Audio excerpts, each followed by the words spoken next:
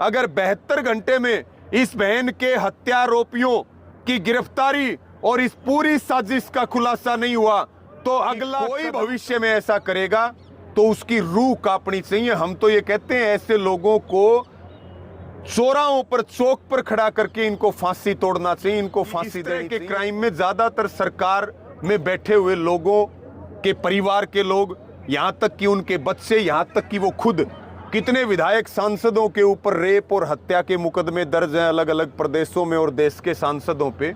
तो ये अपने आप में बहुत गंभीर। सबसे पहले तो हमारे चैनल की तरफ से आपको राम राम। जी, आपके सभी दर्शकों को राम राम, सबको नमस्कार। मनीषा बेटी को आज लगभग जिसकी जो निर्मम हत्या की है 6 दिन हो चुके हैं, प्रशासन ने क्या कुछ कार्रवाई की है और आज एसपी से आपकी मीटिंग भी हुई है, क्या कुछ मतलब जो निष्कर्ष जो फैसला निकला और क्या आपको विश्वास है कि अपना बहन मनीषा को न्याय मिलेगा? देखिए, ये तो पूर्णतः विश्वास है और विश्वास इसलिए है कि हजारों की संख्या में लोग लगातार तीसरे दिन से डिगावा मंडी में इस धरने के ऊपर और लाखों करोड़ों लोगों की जो भावना है वो हमारी इस बहन के साथ है। तो विश्वास तो 100% है कि इस बहन को न्याय मिलेगा और न्याय दिला करके ही हम दम लेंगे। इसके साथ में 11 तारीख में ये बहन मिसिंग हुई, 13 तारीख की सुबह डेड बॉडी मिली और डेड बॉडी जिस हालत में मिली वो इंसानियत को शर्मसार करने वाला है। और उसके बाद परिवार, गांव और गुहांड, आज हम ये कह सकते हैं कि लगभग तीसरा दिन है। 3 दिनों से दिन और रात इसी डिगावा मंडी में, इसी नेशनल हाईवे के साथ हजारों की संख्या में लोग इस बहन को न्याय दिलाने के लिए प्रतिबद्ध हैं। और उसमें 36 जात के लोग हैं, सभी वर्गों के लोग हैं, बच्चों से लेकर के बूढ़ों तक हैं, सब लोग हैं। सबकी केवल एक ही मांग है कि जिन पुलिसकर्मियों ने ये कहा कि मैरिज सर्टिफिकेट आ जाएगी या लड़की भागी होगी आ जाएगी, उस एसएचओ का या उस पीसीआर में 4 लोगों का या उस महिला एएसआई का केवल इन्होंने सस्पेंशन किया। हमारी मांग ये है कि ये क्राइम के सहभागी हैं। अगर पुलिस ठीक तरीके से काम करती तो ये बहन हमारे बीच में जीवित होती।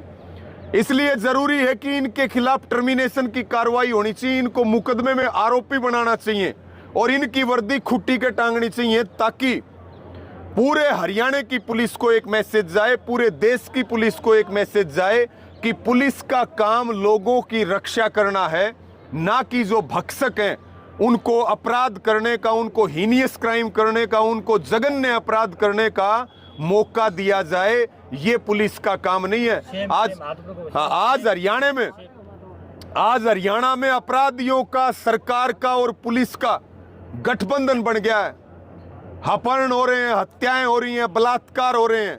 और ये हमारी जो बहन, जो ये मनीषा का जो हत्याकांड है, इसने तो झकझोर के रख दिया हर इंसान को। और वही आक्रोश और गुस्सा कहीं कैंडल मार्च के रूप में, कहीं बाजार बंद के रूप में और जत्थे बना करके लोग न्याय की मांग के लिए यहां पर आ रहे हैं। और नौजवान जो हमारे भाई हैं उनकी संख्या बहुत बड़ी है।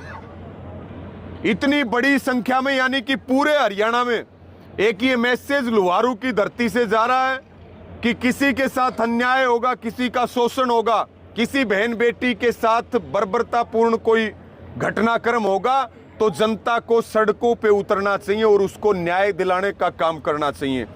इसलिए हमारी मांग यही है कि दोषी पुलिसकर्मियों पे कार्रवाई हो जाए और जो हत्यारोपी हैं वो जनता के सामने आए, उनकी गिरफ्तारी हो।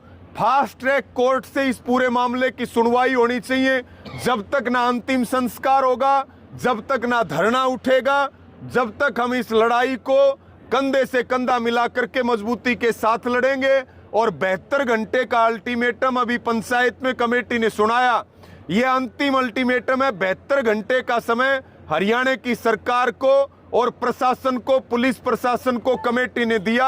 अगर 72 घंटे में इस बहन के हत्यारोपियों की गिरफ्तारी और इस पूरी साजिश का खुलासा नहीं हुआ तो अगला कदम कमेटी 72 घंटे के बाद कोई कड़ा कदम उठाएगी, जिसकी जिम्मेदारी सरकार की होगी, जिसकी जिम्मेदारी शासन की है, प्रशासन की है।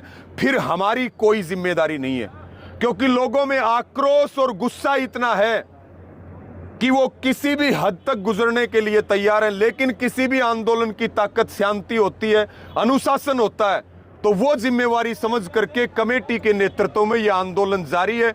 दिन और रात हम लोग यहाँ पर डटे हुए हैं और जब तक हमारी इस बहन को न्याय नहीं मिल जाएगा तब तक हम एक कदम भी पीछे नहीं हटाएंगे। रवि, मैं बात करूं मनीषा का जो है सीसीटीवी फुटेज जो उसके कॉलेज में गई थी उस टाइम तो उसका कैमरा में दिखाई दे हुआ है, लेकिन वापस कर्ण लहरे में वापस का उसका कोई अता पता नहीं है।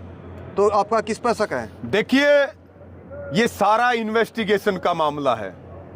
अगर हमारे हाथ में ये चीज होती तो फिर इतने दिन क्यों लगते? हम तो वो काम कुछ मिनटों में, कुछ घंटों में कर देते। हम ये कह रहे हैं दोषी कोई भी हो उसके ऊपर कार्रवाई होनी चाहिए। पुलिस कई बार दबाव में निर्दोष लोगों के खिलाफ भी कार्रवाई करती है। एक मामला पहले हमारे यहाँ लुहारू में हो चुका है, फरटिया गांव की एक बेटी को लेकर के।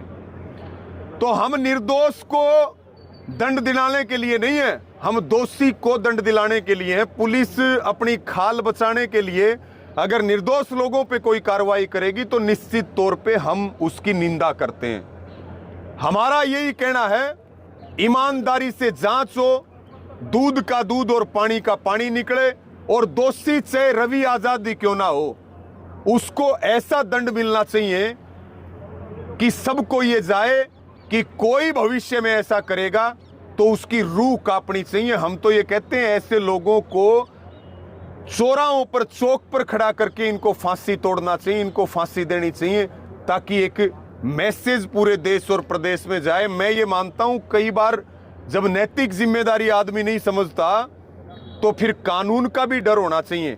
और आप एक रेपिस्ट को, एक हत्यारे को आप फांसी तोड़ दो उसको सरेआम, तो मैं ये मानता हूं दूसरी घटना फिर शायद देश में सुनने को आपको मिलेगी नहीं।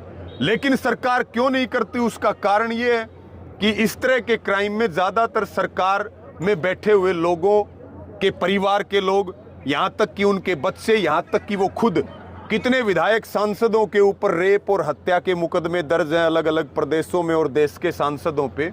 तो ये अपने आप में बहुत गंभीर प्रश्न है। रवि, मैं बात करूं इस हत्याकांड को लेकर पूरे हरियाणा में रोष है और जगह जगह कैंडल मार्च है या चाहे रोड जाम भी करने लग रही है, तो प्रदर्शन भी करने लग रही है। इसको लेकर क्या जनता से अपील करना चाहोगे?